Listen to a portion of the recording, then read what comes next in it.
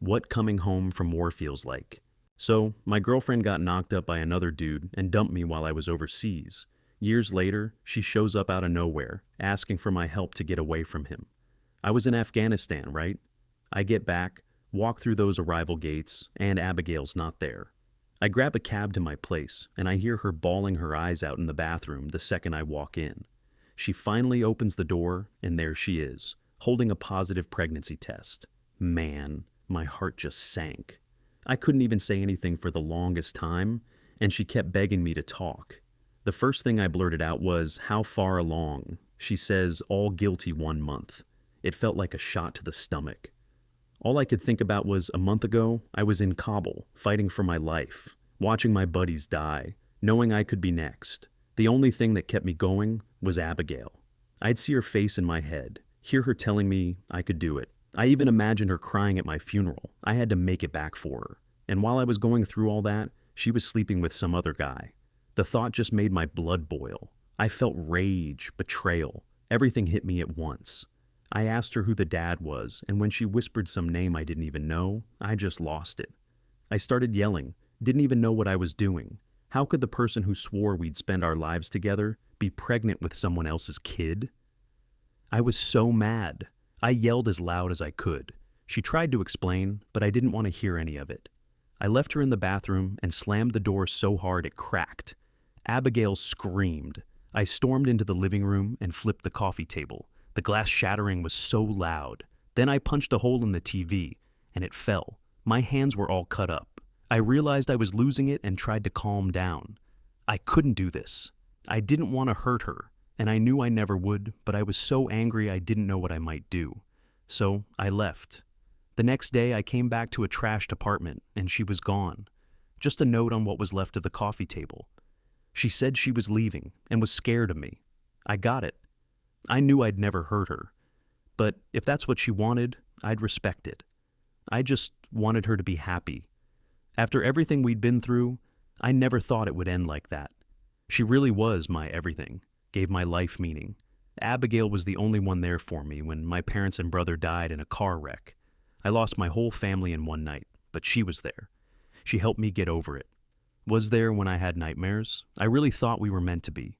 I loved her ever since we were 18. We were just out of high school, planning on going to the same college. Everything was great until her parents found out about me from her phone. They told her it was against their religion and kicked her out. She had nowhere to go. We were young and broke, and my parents lived out of state, and we were planning on going to college in our state. So I sold everything to build up savings for us. We packed her stuff, and I got a job to take care of us. That's how I ended up in the military. Now, all I had left was this note. Our whole life had fallen apart, all because she decided sleeping with some dude was worth more than everything we had. She threw it all away for him. It crushed me. I went into the bathroom and broke the broken door trying to open it the rest of the way. I sighed and looked in the mirror. My eyes were bloodshot. I left the apartment and went straight to the liquor store. Days turned into weeks, and I could feel myself losing it. I went into a dark place. The PTSD I'd been fighting came back, and I just drank to forget. Abigail was my lifeline, and now she was gone. She was the only thing that kept me up. Mark, my best bud I'd known since we were in the military together, found me one night. I was a mess at this bar we used to hang at. Didn't say a word, just saw the state I was in amid the empty bottles.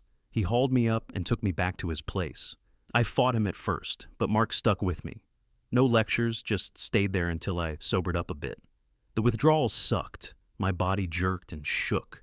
Nights were the worst, waking up in cold sweats, craving that numb feeling booze gave me. I was just tired of dealing with stuff. Mark got me piecing my life back together. It wasn't easy. Every day was a fight. The cravings and the pain didn't just disappear.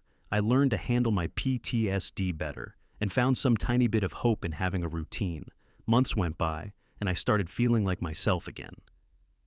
One Saturday, I was at the mall. As I got near the shoe store, I saw her, Abigail. I almost didn't believe it. She stood outside a baby clothing store, holding the hand of some guy, her kid's dad, the dude she picked over me. It had been months. Seeing her hit me hard. She looked awful. The Abigail I loved was gone. Her hair hung there, and she had these dark circles under her eyes. Her shoulders slumped and her clothes looked too big. The guy, the kid's dad, looked impatient, holding her hand tight, all possessive. He was tall, stern-faced, and seemed totally unaware of how upset Abigail looked. He walked ahead, pulling her along instead of walking next to her. I stood there, my heart aching. Seeing her like that messed with me. She wasn't happy. She was hurting, just like I had. The dude glanced back at her, annoyed. I got angry. Our eyes met just for a second. She seemed happy to see me, but quickly looked away, grabbing the dude's hand tighter. I saw a silent plea in her eyes. I watched them go and walked back to my car, feeling like this was for keeps. It felt like a chance to show I really cared. It hurt seeing her like that, and I knew I could help. That night I went for a run. I saw her name pop up on my phone and my heart raced. She texted me. I was totally shocked. She was sorry for cheating, wished she never had his baby or married him. I said I forgave her, and she asked if we could meet up. A couple of days later, we met at some quiet cafe. She burst into tears, telling me about how he treats her. She thought she was doing the right thing, so I didn't have to be with another man's child, just stuck in a bad daydream. She had been my world, and seeing her like that broke me all over again. I decided I was going to take care of it, promising all of this would be over soon. She asked if we could get back together, but I said no. I just wanted to show her I still loved her, that my loyalty never died. I did some digging for hours on social media, piecing it together what they do in Abigail's posts and comments. It wasn't hard to find anything out about Darren, and easily knew what he does every day. He had a routine and habits that were easy to trace once you knew what to look for. Public check-ins at the gym, photos showing his favorite bar, and even a few work-related posts gave me a roadmap of his daily life. One evening, I parked my car a few blocks from their house. The engine ticked with its soft tune. That awareness and sharpened senses was the same feeling I'd had on missions. I watched their house, seeing the lights going on and off. He left around 8 p.m., heading to the gym like he did every Tuesday. I followed, keeping my distance. My heart was going crazy. The dark covered me. He always does the same thing, sticking to the same route and parking in the same spot. I watched him from my car. The gym was open 24/7, so people came and went all the time. I waited ages. It felt like hours until he finally came out, sweat-soaked with a gym bag. He didn't notice me walking to his car. I felt a rush.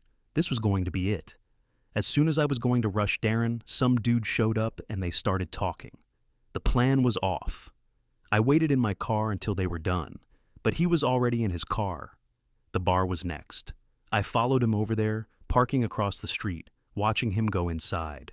The neon lights flickered, messing with the pavement. I waited, knowing booze would make him an easier target. Hours went by, and the bar started to clear out.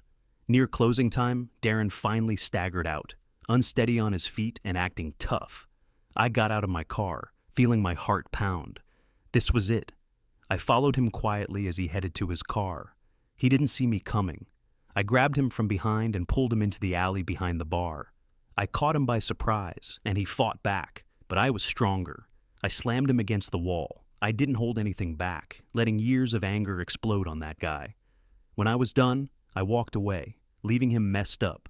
I left that bar feeling good about what I did. I was happy because I knew he wouldn't touch Abigail again. Abigail never reached out after that, and I didn't look for her. I did what I could, and that was enough. It felt good knowing the last thing I did for her was protect her, even if it wasn't how I planned.